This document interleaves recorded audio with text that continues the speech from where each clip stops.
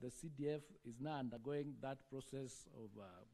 it might not be out or it might be there. But if for any chance CDF is not there, then the funds that CDF now is using for purposes of supporting the ministry would request that that then fund would be allocated to the ministry in order for the ministry to continue doing the infrastructure and the bursaries that the CDF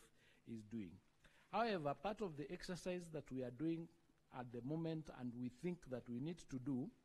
is we want to, just like we're undertaking the verification exercise, we want to undertake an audit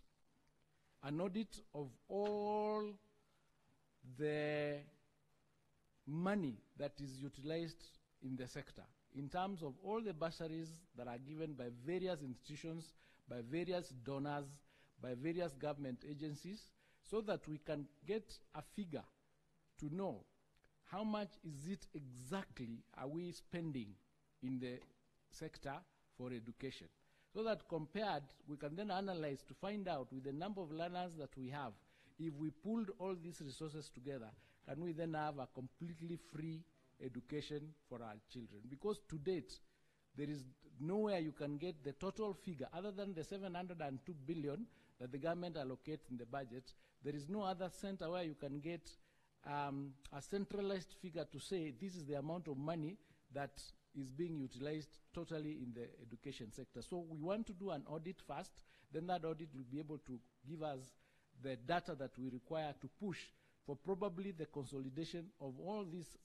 amounts into one kitty, and then we have that kitty running the sector. So it's work in progress. It's a conversation that we'll need to all have to see how we sort out that problem, because as the senator here has said, these are problems that have been there for a very long time, and we've really not gotten the answers to them, and we are trying to find out what is the best way to do this in order to ensure that we resolve the financial challenges that face this sector. So we are doing something about it as well. And also, to Senator Consolata's question, we are undertaking a new platform in the ministry called CHEMIS, because we want this ministry to have one single center or one single source of truth. We want every module, everything that happens in the sector, to have a module in that system so that we can collect and link what we are doing and we can see each other. For example, if you have 12 million students, when you are buying books or supplying books for a subject, that subject should only have 12 million books, for example, because we